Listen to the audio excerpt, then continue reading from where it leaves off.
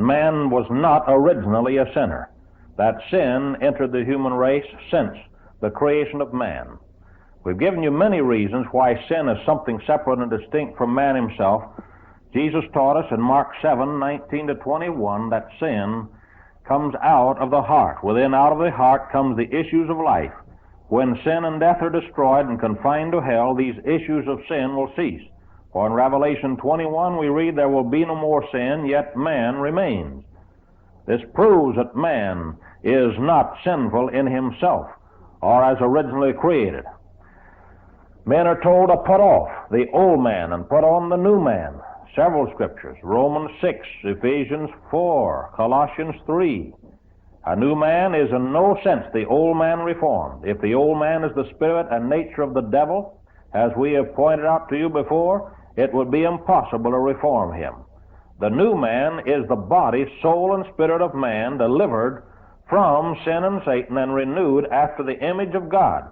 It is Christ formed in one, and the individual transformed into the image and likeness of Christ. And we might say it is the spirit and nature of God working in the children of obedience, just like sin, inbred sin, or the old man, the old nature, is the spirit and nature of the devil working in sons of disobedience. Sin is the old man that must be put off. Never is man told to put himself off, but put sin off of himself. Righteousness is the new man that must be put on. Sin comes from the spirit and nature of the devil, and we might definitely say then, and conclude rightfully and scripturally, that righteousness comes from the spirit and nature of God. Men are by nature, we're told in Ephesians 2, children of wrath, and not by choice and practice only. Certain scriptures speak of men as being of their father, the devil. John 8:44 and 1 John 3:8 says, he that committeth sin is of the devil. Thus we have the fact that men are sinful by nature. In Psalm 51:5 we read that men are born in sin and conceived in iniquity. And of course, we know that man is sinful by nature because he came from a sinful offspring, from parents. Therefore, is a sinful offspring of sinful parents. And Psalm 58 tells us that they go astray as soon as they are born, having sins issuing out of their hearts, and of being wicked and deceitful in the heart by nature. Jeremiah 17:9-10. And as having the lusts of sin in them. Read the 6th and 7th chapters of the book of Romans.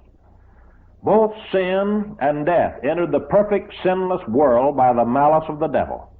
God originally created everything sinless. Even Satan and his angels and demons were sinless until they decided to rebel against God and had an open break with God and declared war against the Almighty. There was no devil originally to cause Lucifer to sin and to cause the devil to become an adversary of God. He originated sin himself when he, by his power of choice, decided not to serve God or obey him any longer. Sin in the beginning then was transgression of the law, and abuse or misuse of good faculties which were not sinful in themselves but became agents of transgression when free wills decided of their own creative power to transgress. When the first man was created, he was formed sinless, but by choosing to sin, he became a sinner. After man had sinned, Satan and his spirit rebels were the stronger of the two sets of rebels. Before sinning, man had power over Satan and could keep these spirit rebels out of his kingdom and out of the whole earth. But at the time of the fall, he was weaker than Satan and his spirit rebels, and therefore the stronger set of rebels entered into and took control of man's makeup and has been dominating more or less all human beings from that day till now. Sin entered the world from an outside source. Romans 5:12-21 says, by one man sin entered into the world, and death by sin. Man was here before sin was, so there must be a vast difference between man himself and the sin that later entered.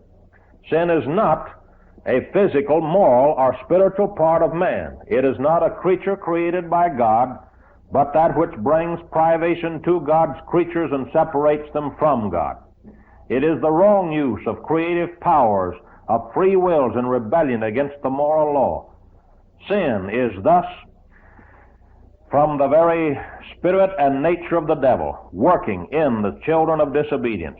The sin of Adam was of universal effect, which imposes a guilt on all mankind of all ages until the final restitution of all things and the complete annulment of sin and death in the race through the redemption of Jesus Christ. From Adam all men derive their beings. The whole race was in his loins when he sinned. He was their moral and spiritual head, the fountainhead of the race, and their sole representative, and did not act as a single person. When he fell, he sinned for all. When God contracted with him, he considered him as the whole race. His progeny became party to the covenant, and all the blessings if obeyed, and naturally they were liable to the curse upon violation of it. All men virtually gave consent to what Adam did. Upon this ground, Paul gives in Romans 5:12-21 a parallel between Christ and Adam. On the cross, Christ was not considered and did not suffer as a private person for his own sin, but was considered by God as the head and representative of the whole race to make a new creation. Likewise, the first Adam and his disobedience was not considered as a single person, but as a public person representing the whole race. The main points of contrast in Romans 5 are these. Adam was head of the old creation. Christ is head of the new. Adam sinned. Christ did not. Adam by one offense made or constituted many sinful, and Christ by one act of obedience made or constituted many righteous. Adam was made dead, or rather made many dead. Christ made many alive. Adam passed a sinful nature on to his offspring. Christ imparts a sinless nature to all who believe.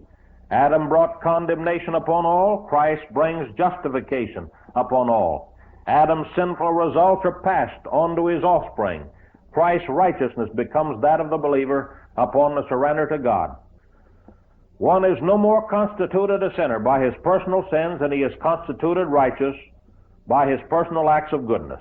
Man's state is sinful by nature, through the spirit and nature of the Satan dominating Adam and his posterity. And his state as a righteous man is by the new birth and by being a partaker of the spirit and nature of the God of heaven through Jesus Christ.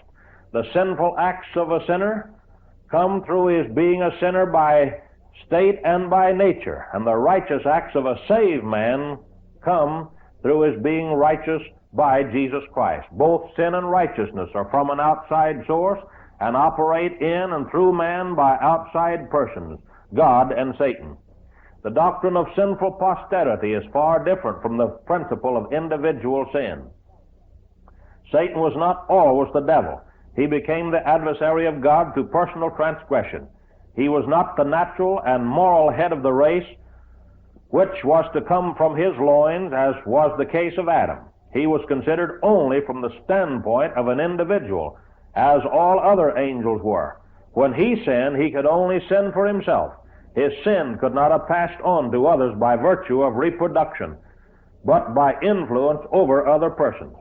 If human beings had been created innumerable like the angels, and all at one time, as were these beings, sin in man would be considered on an individual basis. It would then be that each man would be a sinner by his own sin, or be righteous by his remaining true to God. But man was made on a different basis from the angels. Only one pair of human beings was made, and all men had to come from this one man and one woman.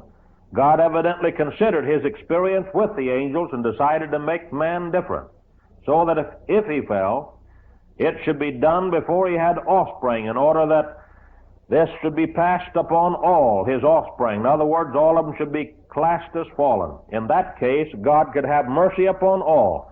There would have been innumerable arguments, excuses, and demands upon God by men if they had been permitted to sin in different ways and different times as each individual came to accountability.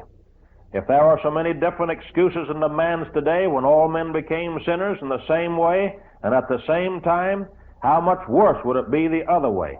As it is now, God can and does deal with each man on the same basis, and all will have knowledge in the end that the gospel is fair and just, and it demands on all alike. Now God classes all acts of disobedience as sin, and all who commit sin as sinners, and He has provided just one way of getting rid of sin and the sin business in the human race. Man, being born a sinner, cannot come to God and be reconciled to Him except meeting the demands of the law and paying the penalty for sin. This man could not do and still live to enjoy the blessings of freedom from such guilt after paying the penalty. If man paid the penalty, he would have to remain forever dead, and his justification in paying the penalty would be of no value to either himself or to God. The only way out was for God Himself to undertake man's restoration. This He did. So now all that man has to do is to meet the conditions of reconciliation and enjoy the full benefits of the gospel of Jesus Christ and the full benefits of pardon.